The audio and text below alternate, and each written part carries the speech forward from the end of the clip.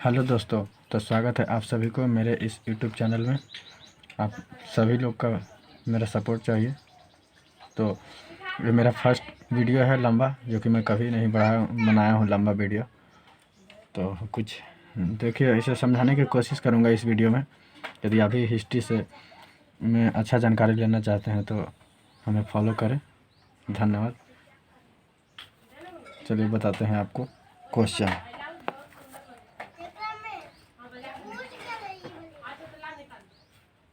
हाँ, आप सही दिख रहा।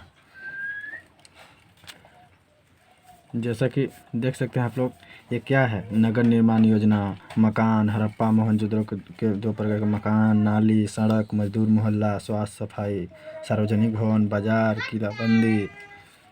आप सभी को देख सकते हैं ये क्या है। ये सब जो है टू द पॉइंट है, मुख्य बातें हैं जो संध्या सभ्यता के समय में होती थी। तो इसका क्वेश्चन क्या रहेगा? इसका क्वेश्चन यही है, जैसे देखिए, इसका क्वेश्चन रहेगा कि संध्या सभ्यता, जैसे क्वेश्चन है कि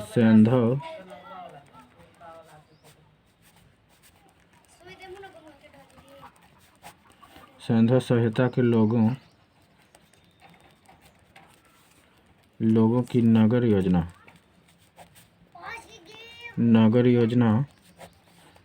तथा धार्मिक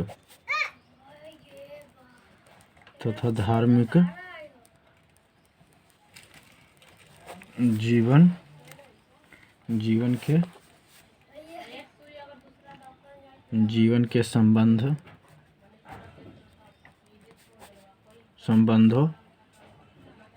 में आप क्या जानते हैं?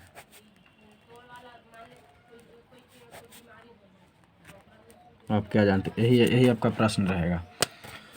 जैसे आप सभी लोग देख सकते हैं, संध्या सभ्यता के लोगों की नगर योजना तथा धार्मिक जीवन के संबंधों में आप क्या जानते हैं। तो इसके बारे में हम बताते हैं कि संध्या सभ्यता क्या थी। तो संध्या सभ्यता के जो लोग थे वो किस तरह से मतलब रहते थे पहले। अब हम बताते हैं आपको संध्या सभ्यता के बारे में कुछ। तो संध्या सभ्यता जो सबसे पहले तो कि सिंधु घाटी सभ्यता की जो प्रमुख विशेषता थी, वहाँ की नगर निर्माण की पद्धति थी। इस सभ्यता के अंतर्गत एक निश्चित योजना के आधार पर शहरों का निर्माण हुआ था। शहरों के अंदर भवन निर्माण योजना तरीके से किया गया था। मोहनजोदड़ो, चन्हुद्रो, हड़प्पा, कालीबंगा, लोथल आदि स्थानों को उत्खनन से इस विषय पर यथेष्ट प्रकाश पड़ता है। सबसे आश्चर्य बात तो यह है कि इन विभिन्न शहरों की निर्माण योजना में अद्भुत सामंजस्य है। ऐसा प्रतीत होता है मानो किसी एक केंद्रीय सत्ता को देखरेख में एक निश्चित योजना पर इन शहरों की स्थापना की गई है। तो अब सबसे पहले चलते हैं कि आपका नगर निर्माण योजना ये क्या है। ये पॉइंट के बारे में हम बताते हैं कि नगर निर्माण योजना क्या है। तो दोस्तों, ये जो नगर निर्माण योजना है, सबसे पहले तो कि नगर योजना, सिंधु घाटी के जो नगर थे ये प्रमुखतः नदियों के किनारे बसे हुए थे, क्योंकि इससे व्यापार, वाणिज्य तथा आवागमन में सुविधा प्राप्त हो सकती थी। दूसरी ओर बाढ़ का खतरा बना रहता था, अतः इससे बचने के लिए घेरा या बांध बनाया जाता था। यह घेरा बाह्य आक्रमण से सुरक्षा में काफ़ी काम देता था। हड़प्पा और मोहनजोदड़ो दोनों ही जगहों पर ऐसी सुरक्षा बांध या चहारदीवारी देखने को मिलती है। इससे स्पष्ट है कि सिंधु घाटी के निवासी शहर बसाते समय सबसे पहले स्थान की सुरक्षा की व्यवस्था कर देते थे। इस सभ्यता की उच्चता इसके विविध पहलुओं से झलकती है। सिंधु घाटी सभ्यता की नगर निर्माण योजना बहुत ही उन्नत थी। जैसे अब इसके बारे में आप लोग इतना सुने, कुछ को समझ में आया, कुछ को नहीं आया, तो हम बताते हैं। जो सिंधु सभ्यता के समय ये जो मकान हुआ था पहले, ये जो है, ये देखिए यहाँ पर भी कुछ फोटो में देखिए, ये मकान जो है सबसे पहले कि ये मकान जो है नदी के किनारे बसे हुए थे। क्यों नदी के किनारे क्यों बसे हुए थे? क्योंकि इससे व्यापार, वाणिज्य तथा जो आवागमन होता था, आने जाने में ये सुविधा प्राप्त होती थी। दूसरी ओर जो है इधर मतलब दूसरी ओर बाढ़ का खतरा बना रहता था। तो इससे बचने के लिए जो है ना, लोग क्या करते थे, तो घर के चारों तरफ क्या है, तो चार दीवारी बना देते थे। जैसे देखिए, घर के चारों तरफ जो लोग हैं जो 4 दीवारी बना देते थे। क्या तो लोग जो हैं चार दीवारी से ऐसे करके घेर देते थे। ये हो गया, चार दीवारी से घेर देते थे। यह घेरा बाह्य आक्रमण से सुरक्षा भी काम देता था। हड़प्पा और मोहनजोदड़ो दोनों ही जगहों पर ऐसी सुरक्षा बांध या चारदीवारी को देखने को मिलती है।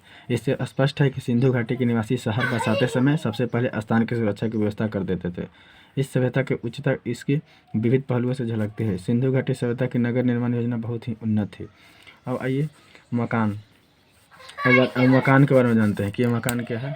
ये मकान क्या है? मकान, तो मकान जो है सबसे पहले कि सिंधु सभ्यता के जो खंडहर को देख कर, तो ये देखिए सिंधु सभ्यता आपको दिखा रहा है। ये जो सिंधु सभ्यता के जो खंडहर है, कैसे एक खंडहर मान लीजिए, ये चारों ये सब जो दिख रहा है, ये सब खंडहरों को देख कर ऐसा प्रतीत होता था जैसे मानो शहर में मकानों का निर्माण एक निश्चित योजना के अनुसार हुआ हो।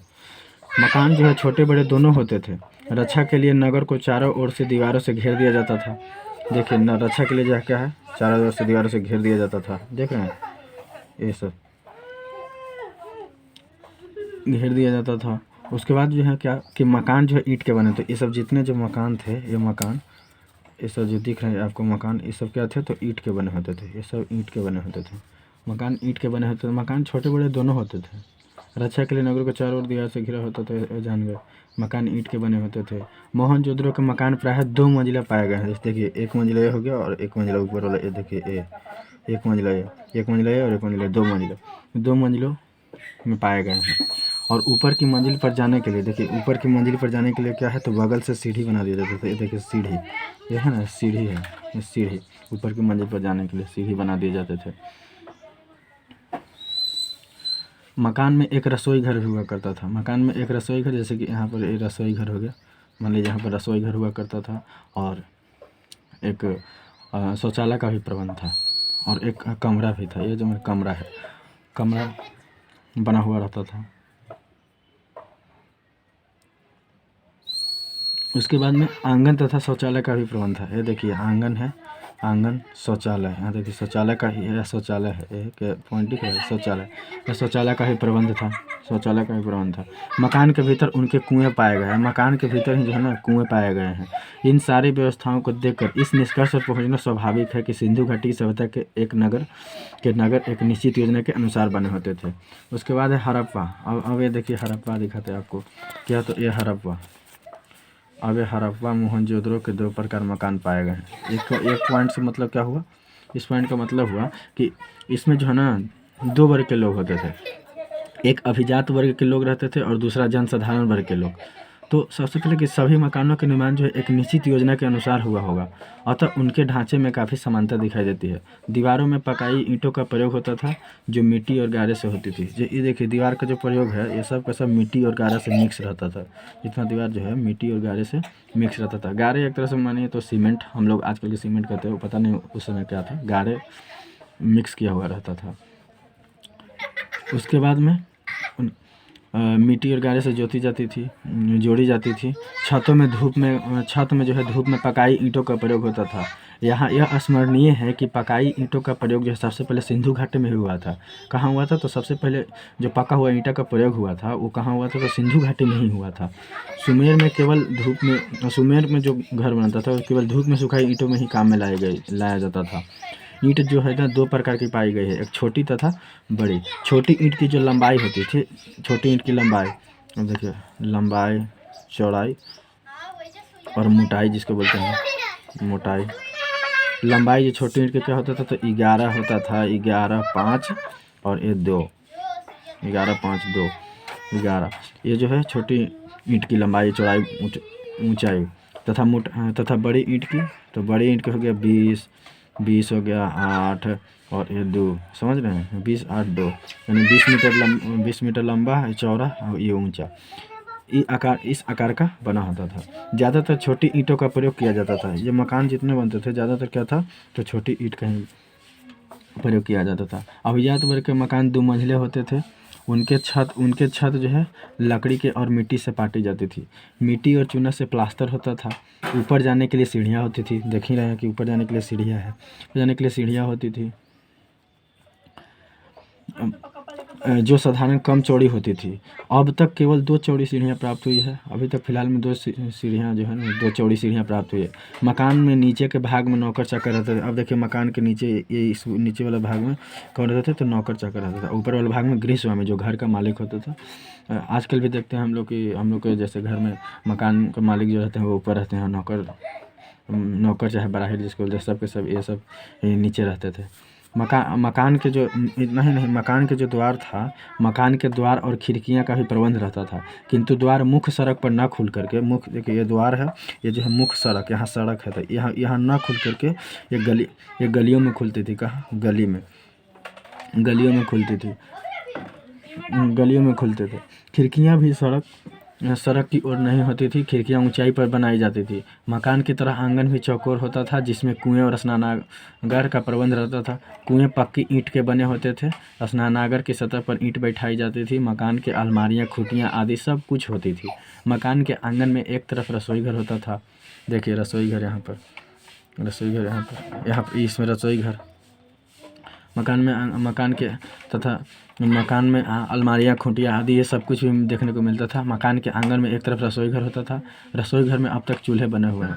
अब आइए नालियाँ के बारे में जानते हैं। ये नालियाँ क्या है? तो नालियाँ जो है, मकान तथा नगर को साफ रखने के लिए नालियों का बनाना और उनका प्रबंध करना आवश्यक होता था। वर्षा और घर के पानी के निकास के लिए सड़कों में नालियाँ बनी हुई थी और प्रत्येक घर की नाली वहां जाकर गिरती थी। प्रत्येक गली के साथ साथ एक नाली होती थी, जो हर मकान की गंदी नालियों को लेकर के शहर की बड़ी नाली में मिल जाती थी।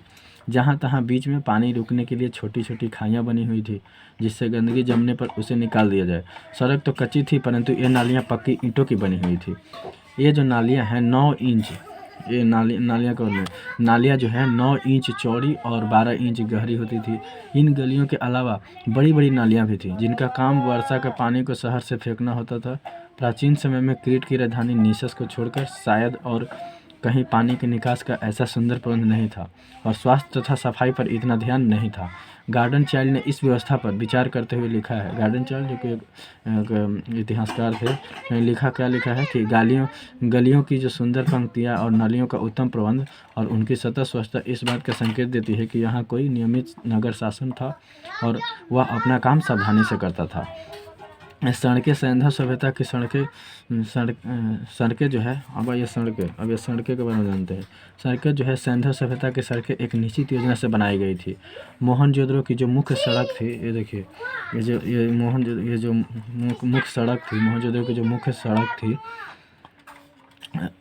सड़क जो है वह ठीक नगर के बीच से निकलती थी। ये जो मतलब नगर हुआ, नगर के ठीक बीच से निकलती थी। इधर नगर, इधर नगर, इधर नगर, इधर नगर, तो नगर के ठीक बीच से निकलती थी। उसके बाद आपको ये हो गया सड़क के बारे में। और इतना ही नहीं, वह ठीक नगर के बीच से निकलती थी, जो 33 फीट चौड़ी, कितना थी? तो 33 फीट चौड़ी है और इन सड़कों की गलियों से मिलाया गया है। गलियां भी 4 फीट से कम चौड़ी नहीं है। मजदूर के मोहल्ले, मोहनजोदड़ो और हड़प्पा में कुछ ऐसी बस्तियां और मकान मिले हैं जिसको मजदूर का मोहल्ला कहा जा सकता है। एक मजदूर का मोहल्ला, और इसके में जानते हैं मजदूरों के मोहल्ले। तो मजदूर के मोहल्ले जो है मोहनजोदड़ो और हड़प्पा में कुछ ऐसी बस्तियां और मकान मिले हैं जिसको मजदूर का मोहल्ला कहा जा सकता है। एक नगर में एक ही तरह से बहुत मकान है। इसी से यह अंदाज लगाया जाता है कि संभवतः मजदूरों के लिए इनका निर्माण हुआ हो। इनके संबंध में व्हीलर का कहना है कि यह फौजी छावनी के समान संगठित है और इससे सत्ता का बोध होता है। इन इलाकों में ऐसे मजदूर रहते थे जो गुलामों के रूप में जाने जाते थे। स्वास्थ्य और सफाई, अब आइए स्वास्थ्य और सफाई के बारे में जानते हैं। स्वास्थ्य और सफाई क्या है? तो स्वास्थ्य और सफाई के लिए खुले मकान और नालियों का प्रबंध तो था ही साथ गंदगी को फैलने से रोकने के लिए शहर के भीतर स्थान पर गंदी चीज़ों पर फेंकने के लिए प्रबंध किया गया था।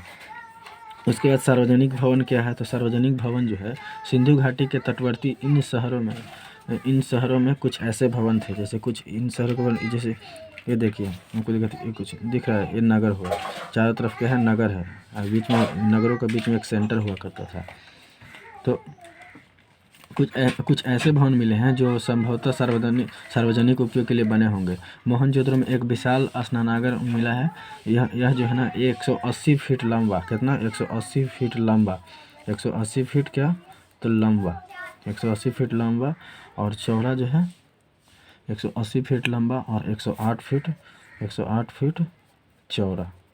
180 फीट लंबा, 108 फीट चौड़ा। इसके बाहर की दीवार 8 फीट मोटी है। इसके बाहर की दीवार क्या था, तो 8 फीट मोटी। इस सब के सब नगर के बाहर जो होता था 8 फीट मोटी है। इस विशाल स्नानागार में कमरे हैं और एक जलाशय है जिसकी लंबाई 39 फीट, चौड़ाई 23 फीट और गहराई 8 फीट है। अगर यह मान लिया जाए कि सिंधु सभ्यता के ये शहर ईसा के 3000 वर्ष पूर्व स्थित है, तो भी आज 5000 वर्ष बीत गए, पर इस स्नानागार का जैसा का तैसा बना रहना भवन निर्माण कला का एक आश्चर्य है। इसको ईंट पत्थर द्वारा बड़े ही सुंदर ढंग से बनाया गया था। तालाब तक पहुंचने के लिए सीढ़ियां बनी थी। अगल बगल में कपड़े बदलने के लिए कोठरियां थी। इस स्नानागार के साथ एक गर्म पानी का हमाम बोले तो हमाम का मतलब होता है स्नान घर। हमाम का ही मतलब होता है स्नान घर। हमाम भी था। सार्वजनिक कार्य के लिए एक और बड़ा मकान था जिसका लंबाई 230 फीट तथा चौड़ाई 78 फीट थी। संभवतः ये सार्वजनिक भवन लोगों के धार्मिक और राजनीतिक जीवन के केंद्र रहे थे। जैसे देखिए ये क्या है, तो केंद्र रहे होंगे, यही केंद्र रहे होंगे। उसके बाद में है आपका बाजार। अब ये बाजार क्या है, अब ये बाजार के बारे में जानते। तो बाजार जो है प्रत्येक नगर में एक बाजार भी होता था। ये सब नगर हुआ, यहाँ पर नगर हुआ, यहाँ देख रहे हैं जैसे कि यहाँ फोटो में दिखा है कि प्रत्येक नगर में एक, ये देखिए यहाँ प्रत्येक नगर में एक बाजार भी हुआ करता था जो नगरवासियों की दैनिक आवश्यकताओं को पूरा करता था। मोहनजोदड़ो तथा हड़प्पा में सड़कों के पास ऐसे मकान मिले हैं जो दुकान के काम में आते होंगे। उनके साथ साथ बड़े बड़े गोदाम भी थे। अब एक किलाबंदी क्या है, तो किलाबंदी के बारे में बताते हैं कि किलाबंदी जो है मोहनजोदड़ो एक